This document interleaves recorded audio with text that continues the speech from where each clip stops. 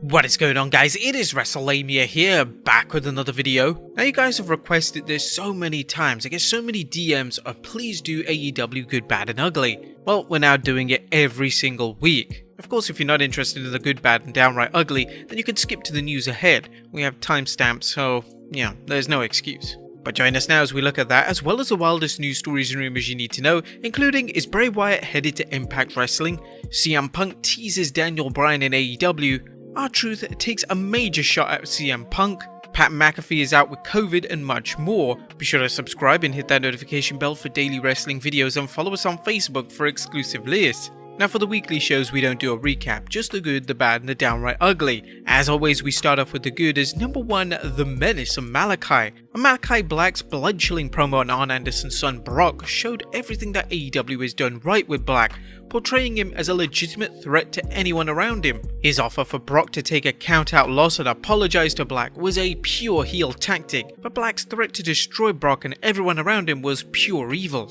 Just the effect that separates Black from other heels in AEW, and of course his character in WWE. Number 2, a tag team lover's dream.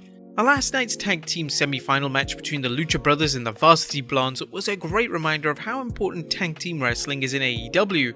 While the Varsity Blondes aren't quite there yet when it comes to becoming a championship team, they put on an entertaining match, but the Lucha Brothers did win it. AEW also featured 2 trios matches, aka 6 tag team matches, showing its commitment to the tag team division. Number 3, Jericho's desperate plea. Fans who saw Chris Jericho lose to MJF by submission knew that the third match wasn't the end of their ongoing feud, but who would have suspected Jericho would put his career on the line for one more match? Le Champion cut an excellent promo as he desperately pleaded for one more match from MJF.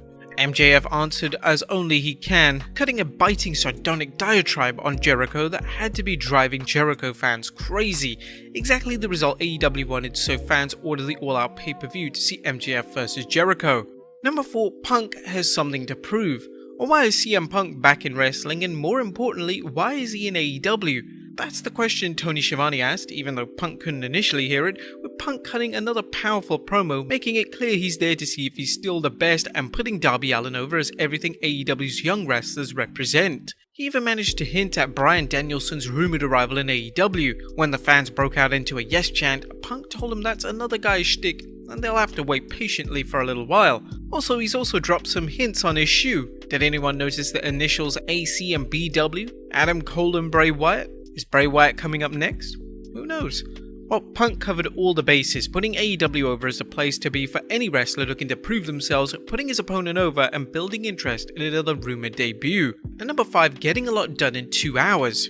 However you may feel about AEW, it's difficult to ignore how the promotion forwards so many storylines by using promos or matches. Now, they still have a long way to go in getting its younger talent over, but they continue to introduce new faces while working to get more wrestlers in the spotlight. AEW does a lot in 2 hours, but finds a way to do so without the show seemingly rushed. But that was the good. What about the bad? Is number 1, an off-opener.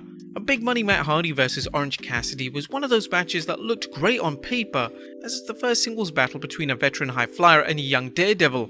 However, while the match wasn't bad, it was surprisingly lukewarm, with Hardy dominating Cassidy and making for a boring match to open the show. While AEW likely figured fans would stick around for CM Punk's interview, the opener gave fans no reason to get excited about the AEW product. And number 2, too many squashes.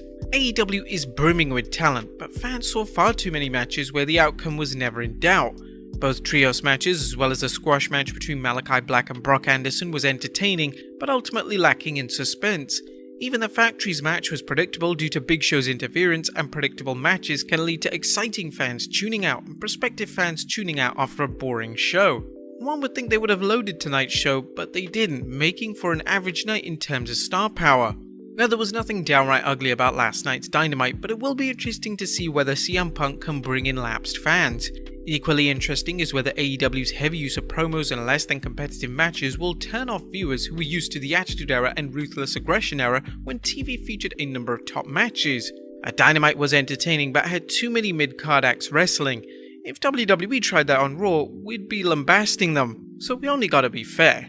AEW has the Crash Television formula down right, but 2 name matches out of 6 is terrible. Now we know AEW is doing well, but it's difficult to see how a lapsed fan tuning in for Punk would be impressed with the star power on display. While AEW is doing fine with its current formula, will the ratings and pay-per-view buy rates increase enough to justify Punk and other stars signing? What do you guys think of AEW last night? Let us know in the comments down below. Now let's move on to the news.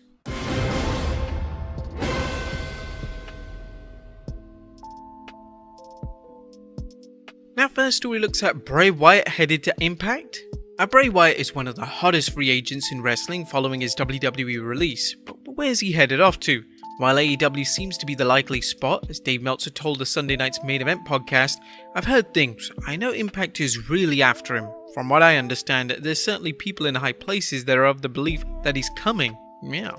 Bryan Alvarez explored the subject further during an episode of the Wrestling Observer Live, saying, "What I think I can safely say is I do not believe it is a guarantee that Bray Wyatt is going to AEW. Maybe he will, maybe he won't. To me, this is not like CM Punk, where CM Punk was going to AEW, and I'm like 99.999% sure that Bryan Danielson is going to AEW. I would not say anything resembling that for Wyatt. I'm not going to say it's not going to happen, maybe it will, but I'll put it as much less than 99.999% at this point." Now, although Impact's parent company Anthem Sports has the bucks to bankroll a Wyatt signing, would he be worth the cost? Impact Wrestling currently is lucky to break 100,000 viewers, and compared this to other shows like Dynamite and Raw, it's still not even anywhere close. As noted in our previous news video, Impact Executive Vice President Scott D'Amore teased that Buddy Murphy and Braun Strowman are headed to Impact. Could Impact be looking to significantly grow its audience with these major signings? Well, the answer is yes, but the more relevant question is whether Wyatt and Strowman can help grow the audience several times over. If not, what's the point of signing them? Next up, R-Truth takes a major shot at CM Punk. It looks like the perpetual 24/7 champion R-Truth isn't a big fan of CM Punk's work. Truth recently responded to comments Wrestling Straight Edge Superstar made in 2014 to Colt Cabana about his treatment in the WWE.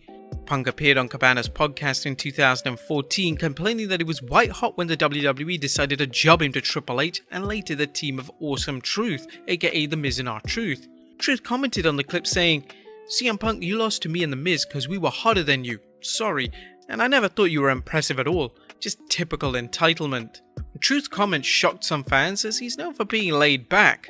Is this a case of Truth taking exception to Punk's comments, or perhaps a case of WWE asking Truth to put Punk on blast? What do you guys think? CM Punk teases Daniel Bryan in AEW. As noted in our recap, Punk teased Bryan Danielson coming to AEW, but that's not the only hint he made. He also posted a picture on Instagram of him when Wrestling News' Paul Davis speculating. Punk posted a photo of himself shaking hands with someone. The photo appears from the mid-2000s in Ring of Honor, and it looks like it's Punk shaking Bryan Danielson's hand. Now, while the leader of the Yes Movement is expected to appear at AEW's 22nd September Grand Slam show in New York City, the promotion could pull the trigger sooner. Next up, Punk sends a shout out to his wife. Punk also took the time to say hello to his wife April Mendez, aka former superstar AJ Lee, which naturally led to fan speculation that she might show up in AEW in some capacity. She tweeted, "Wasn't expecting to hear my government name tonight." And finally, Pat McAfee tests positive for COVID-19. The fans won't be seeing Pat McAfee on SmackDown this week as the Blue Brand's color commentator has tested positive for COVID, as he confirmed this in a tweet. McAfee showed a temperature reading of 104.5 degrees Fahrenheit, which is downright dangerous. We like to wish McAfee a fast and full recovery, and we hope Michael Cole doesn't do commentary on his own. Come on, bring back the duo of Triple H and Michael Cole. It's guaranteed to be just a funny night with them two alone. But there you have it, guys, the good, the bad and the downright ugly from this week's Dynamite, as well as the wildest news stories and rumors you need to know. Be sure to leave your comments down below, and I'll see you next time with some more wrestling content.